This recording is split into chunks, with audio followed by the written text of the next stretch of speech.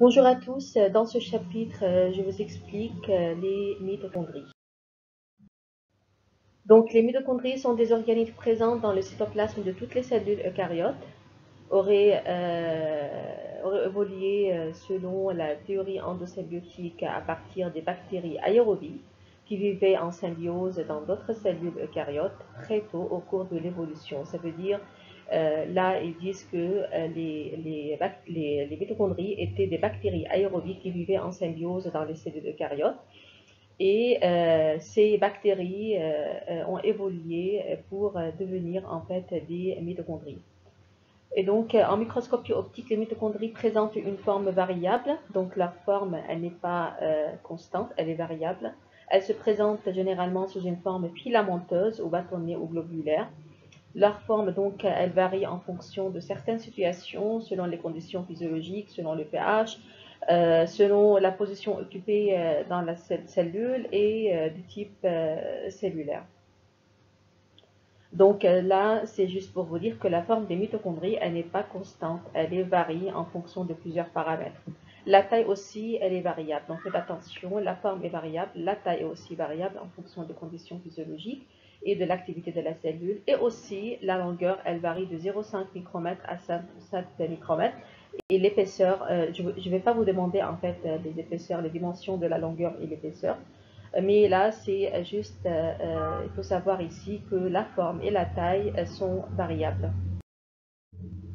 Donc, les mitochondries sont distribuées d'une façon uniforme dans le cellule. Chaque cellule en contient entre 1000 et 3000 mitochondries. La répartition de ces mitochondries, elle peut ne pas être uniforme et elle dépend de la consommation d'énergie de la cellule ou bien de sa fonction. Donc, si la cellule elle est en activité, donc le nombre déjà de mitochondries va augmenter et la répartition aussi va augmenter, va changer, pardon. Les mitochondries se déplacent et font des mouvements incessants, donc les mitochondries se déplacent toujours dans la cellule grâce aux interactions avec le cytosquelette et notamment les microtubules.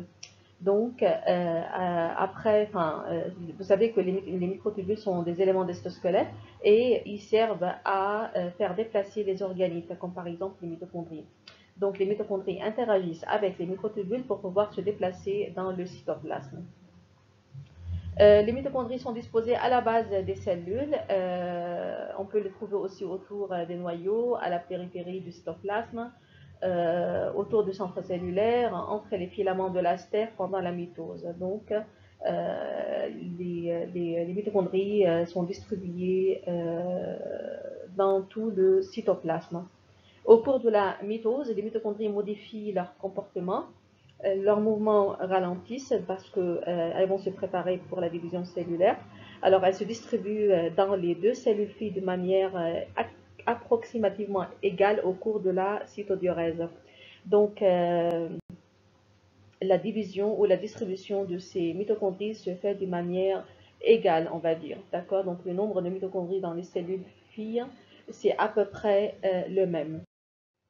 Donc, les mitochondries ne se forment jamais de nouveau. Ici, je vous parle de la biogenèse, de la formation des mitochondries. Donc, indépendamment de la division cellulaire, les mitochondries quand même subissent une division, une division. Bien sûr, vous avez des mitochondries déjà existantes qui existent dans le cytoplasme. How des mitochondries subissent une phase de croissance, donc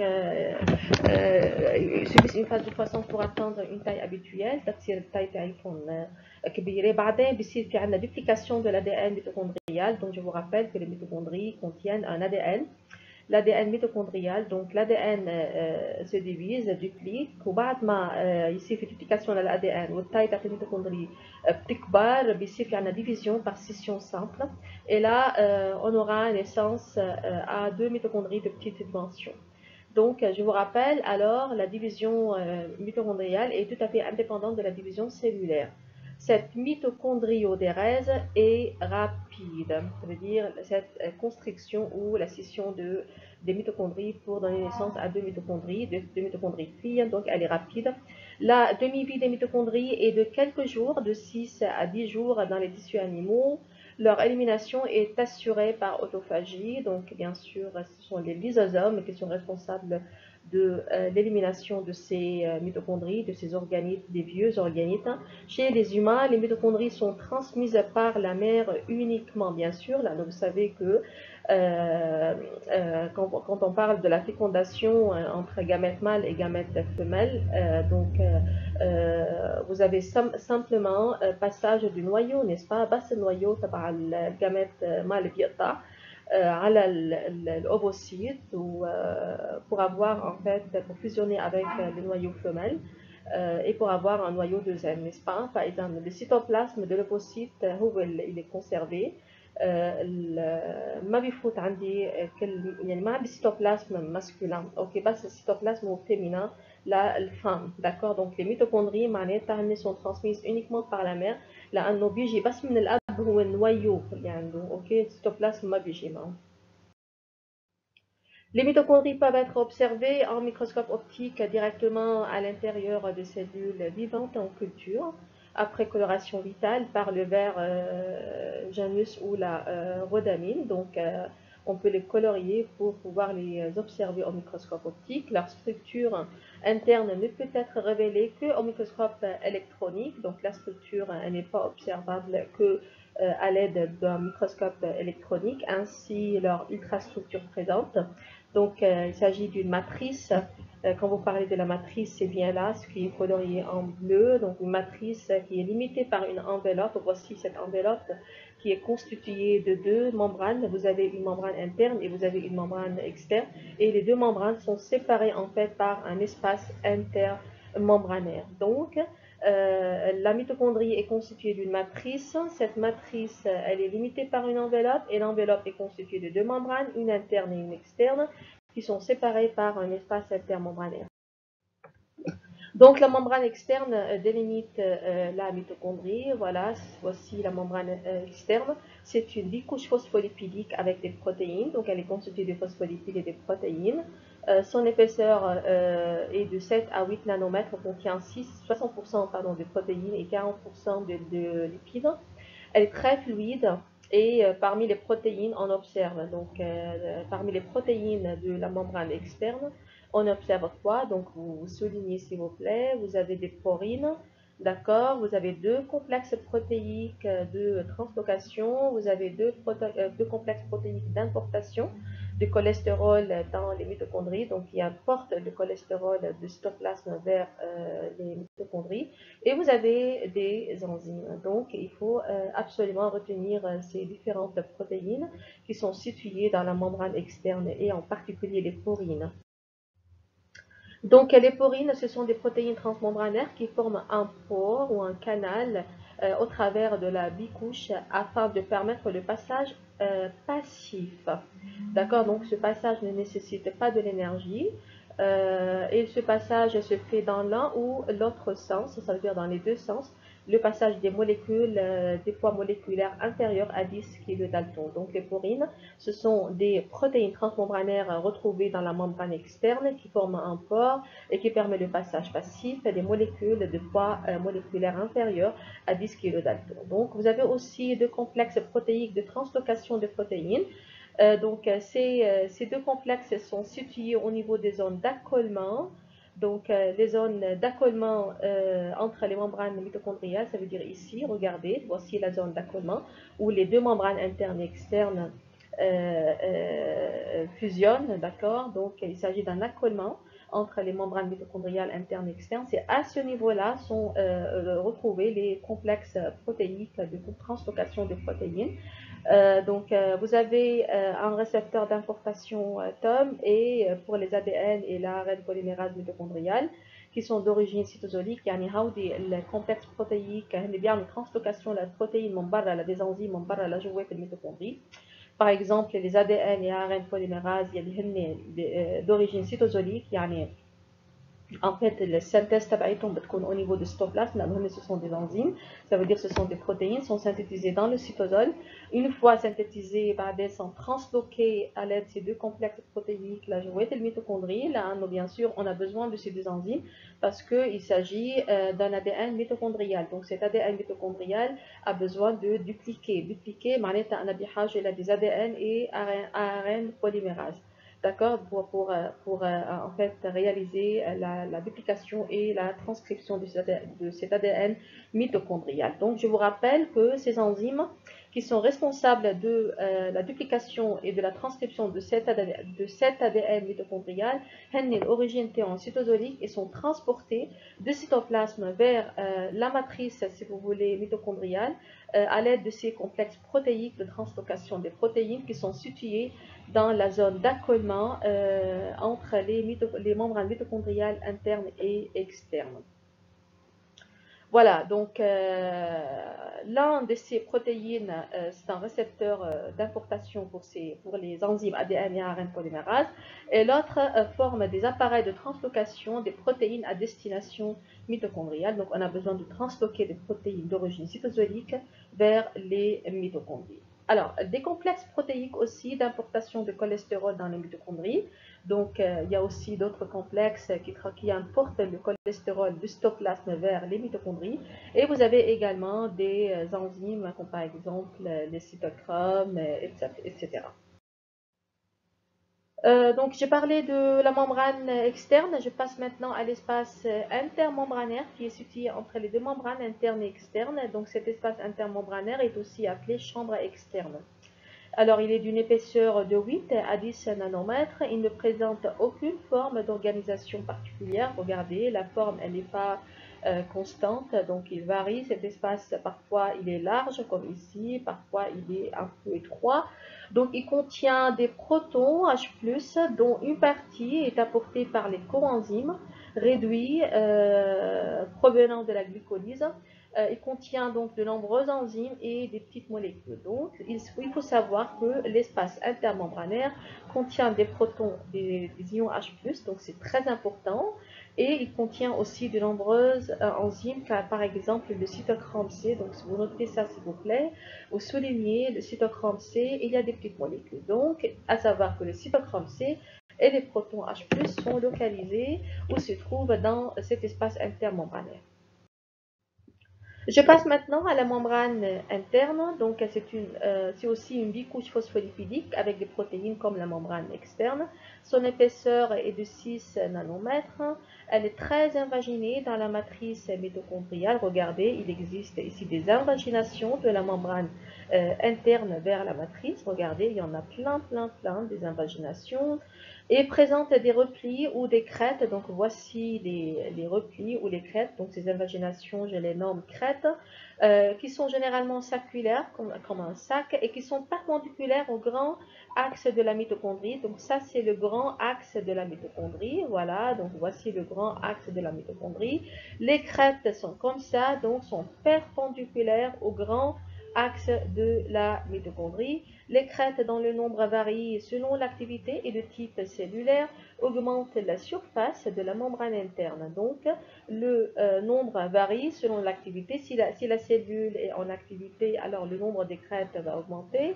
Et du coup, quand le nombre des crêtes augmente, quand les invaginations augmentent, ça va augmenter donc la surface de la membrane interne et font qu'elle est beaucoup plus longue que la membrane externe. Donc, il faut savoir que, puisqu'il existe des invaginations dans la membrane interne, ça veut dire que la membrane interne est beaucoup plus longue que la membrane externe. La membrane interne elle est riche en protéines, 80% des protéines, ne contient que 20% des lipides, donc elle est beaucoup plus riche en protéines que de lipides. Il n'y a jamais de cholestérol dans la membrane interne, elle est beaucoup moins perméable que la membrane externe, donc ça c'est très important. On a dit que la membrane externe elle est perméable, elle contient des porines qui permettent le passage passif des molécules de faible poids moléculaire inférieures à 10 kDa.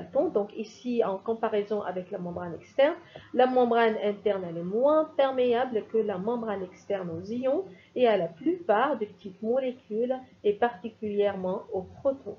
Alors sa perméabilité elle est donc très sélective, puisqu'elle est moins perméable que la membrane externe, donc sa perméabilité elle est très sélective et sa fluidité est faible. Fluidité, la fluidité, elle est liée au passage des molécules à travers la membrane, puisqu'il existe une forte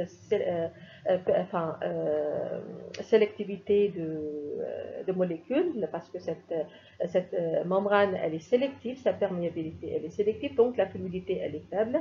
Et les molécules qui traversent cette membrane, elles les traversent par un transport actif. Donc, par contre, à la membrane externe, les molécules traversent la membrane par un transport passif à l'aide des porines, alors que là, le transport se fait par un transport actif, donc activement, bien sûr, et ça nécessite donc de l'énergie.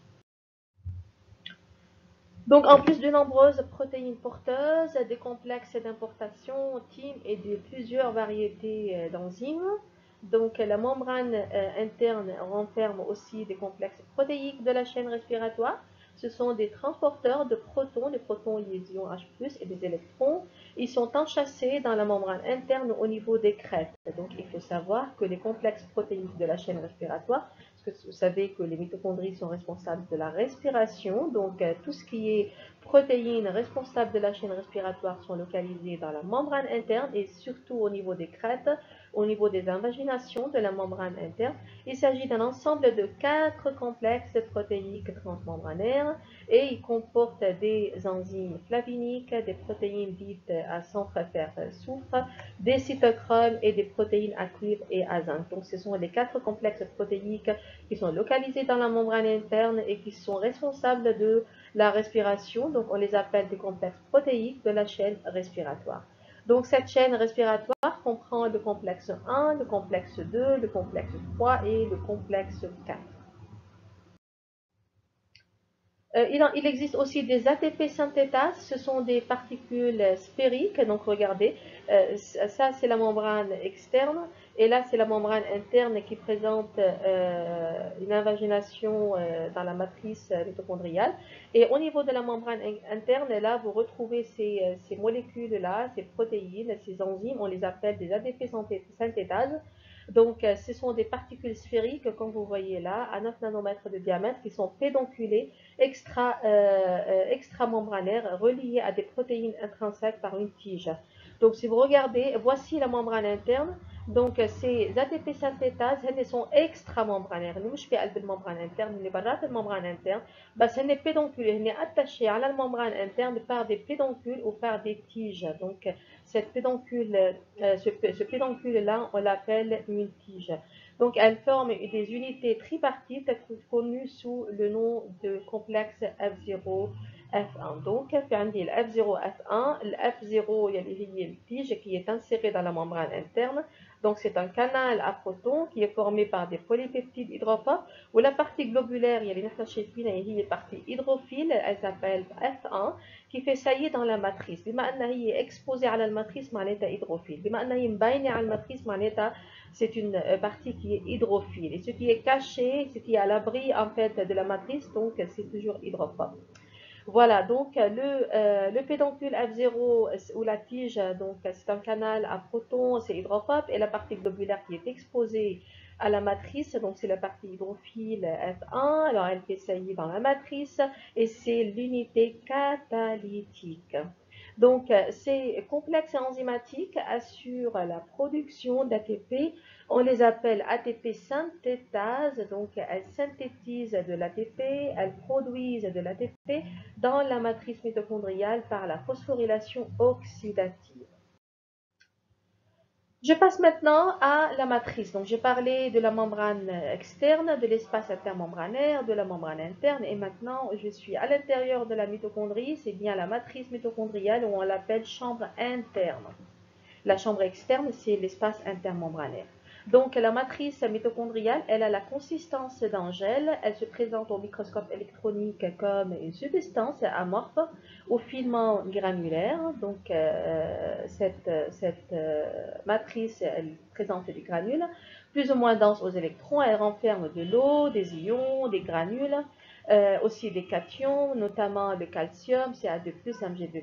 Elle renferme aussi des ADP, des PI et plusieurs copies d'une molécule d'ADN, parce que je vous ai dit que la matrice mitochondriale contient de l'ADN mitochondrial. Donc, plusieurs copies d'une molécule d'ADN, et cette molécule d'ADN, ADN mitochondrial, MT, ça veut dire mitochondrial. Elle peut être, elle est bicaténaire et elle est aussi circulaire. Donc faites attention, elle n'est pas linéaire, elle est bicaténaire. Elle est composée de deux chromatides, pardon, de deux brins. Vous avez en fait l'aspect, elle est circulaire de petite taille, et surtout elle ne présente pas des histones. Donc il n'y a pas des histones qui sont reliées à cette molécule d'ADN. Donc faites attention, c'est pas comme le cas des molécules nucléaires, de l'ADN nucléaire. Alors là-bas, le chromosome il est constitué d'une molécule d'ADN sur laquelle s'attachent des protéines histones, tandis que l'ADN mitochondrial il est constitué uniquement d'une molécule d'ADN qui est bicaténaire, et il n'y a pas des histones au niveau de ces ADN, d'accord, de cette molécule d'ADN, et aussi donc comparable à l'ADN bactérien. Des ribosomes aussi, bien sûr, parce que les ribosomes sont importants pour assurer la traduction de l'ARN messager de cet ADN en protéines. Et donc, voilà, les ribosomes ici sont proches des ribosomes des prokaryotes, donc des mitoribosomes. Les ribosomes mitochondriales sont structurellement et fonctionnellement proches des ribosomes des prokaryotes, donc c'est important.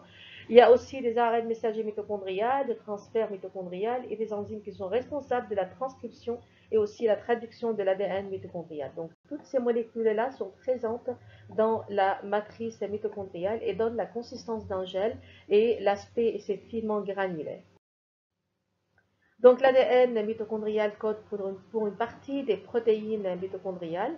20% pour cela, les mitochondries sont appelées des organites semi-autonomes لأنه تقريبا بيعتمدوا على حالهم هن قادرين يصنعوا البروتين الميتوكوندريال تبعونهم لأنه عندهم ال ADN وعندهم la machinerie يعني ال ADN polymérase ou l'ARN polymérase etc. des ribosomes pour synthétiser les protéines mitochondriales. C'est pour ça que je les appelle des organites semi-autonomes. مش autonome لأنه هن ما بيقدروا يعتمدوا entièrement على نفسهم، هن بيعتمدوا على جزء يعني بيقدروا يصنعوا جزء من البروتين. La matrice renferme également de très nombreux systèmes enzymatiques qui interviennent dans la réplication de l'ADN, aussi dans l'oxydation du pyruvate, la bêta-oxydation des acides gras, ainsi que dans les cycles de Krebs et ses métabolites. Donc, il n'y a pas seulement la réplication qui se déroule au niveau de la matrice, il y a aussi l'oxydation de pyruvate. Donc, le pyruvate, il y a le cytosol, le cytoplasme du foot, la jouette, la mitochondrie, donc il sera oxydé, et le but c'est la production de l'ATP, ATP بقلب الميتوكوندري. Il y a aussi la bêta-oxydation des acides gras qui génère de l'ATP, aussi du cycle de Krebs. Donc toutes ces réactions-là se déroulent dans la matrice mitochondriale. Donc la principale activité métabolique des mitochondries, c'est la respiration. Quand je parle de la respiration, ça veut dire je parle de la production d'énergie, ça veut dire de l'ATP. فيكم تعتبروا الميتوكوندري مثل شركة الكهرباء لأنها هي بتولد الطاقة يلي هي sous forme d'ATP. كيف بتولد الطاقة؟ par le mécanisme de la respiration. Donc la production des molécules énergétiques sous forme d'ATP se fait dans la mitochondrie par la respiration qui fait suite à la glycolyse qui se déroule dans le cytosol. يعني وقت بدي احكي ريسبيراسيون هي الاتاب يلي بتيجي من بعد الجليكوليز بتصير au niveau du cytosol. بعدين بس تخلص عندي الجليكوليز بحصل على البيروفات il sera transloqué لجوات الميتوكوندري وبعدين il sera utilisé pour la respiration mitochondriale pour produire de l'ATP. Donc وقت بدي احكي respiration je dis elle fait suite يعني هي بتيجي من بعد الجليكوليز اللي بتصير au niveau cytoplasmique, d'accord, qui se déroule dans le cytosol. Donc regardez, vous avez une molécule de glucose rend la réaction de glycolyse au niveau du cytosol. Donc une molécule de glucose بتعطيني بعدين de glycéraldéhyde, donc deux molécules en 3C. Donc une molécule de glucose il y a 6 carbones بتعطيني deux molécules بقلبها 3 carbones. بعدين بنرجع بنحصل finalement le produit يعني de la glycolyse هو البيروفات اللي هو en fait نحصل على deux molécules en 3 carbones. D'accord. Voilà, le pyruvate, donc il est transloqué par la molécule avec l'oxygène dans la matrice mitochondriale et puis là donne naissance, regardez, à ces produits-là. Donc il y a production de l'ATP, de l'eau, de CO2 et il y a aussi production d'une énorme quantité de l'ATP, 32 ATP.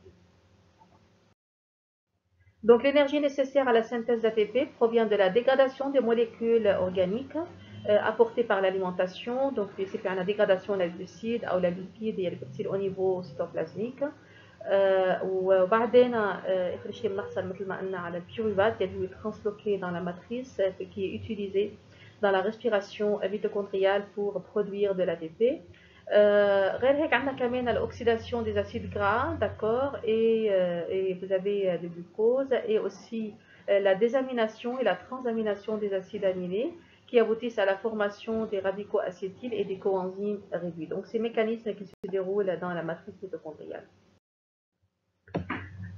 L'oxydation des pyruvates et formation d'acétyl. Donc le pyruvate il est composé de 3 carbones, d'accord, provient de la glycolyse. Il entre rapidement dans la matrice mitochondriale à travers bien sûr des porines. On a dit les porines sont des enzymes, enfin sont des canaux présents dans la membrane externe et qui permettent le passage passif des molécules. Voilà, et donc le pyruvate, comme on a dit, il entre dans la matrice à travers des porines et des symphores pyruvate protons. Donc des symphores, ça veut dire là vous avez en fait passage de pyruvate et de protons en même temps, donc la même molécule qui permet le passage de pyruvate et de proton, c'est pour ça on dit symphore. Il subit une oxydation, d'accord, donc, et une décarboxylation, donc je parle toujours de pyruvate. Il subit une oxydation, une décarboxylation et il se transforme finalement en groupement acétyl à 2 carbones. Donc هو كان 3 carbones بعد ما فات على الميتوكوندريا عمل اوكسيداسيون ورجع بعدين عمل décarboxylation تحول بعدين لجروب acétyl constitué de 2 carbones اللي هو CH3CO-, d'accord, donc il est formé de 2 carbones, 2 atomes de carbone. Donc le groupement acétyl se lie ensuite à un transporteur particulier, il y a le coenzyme A pour former le composé, il y a l'acétyl coenzyme A. Donc regardez comment se fait cette réaction là.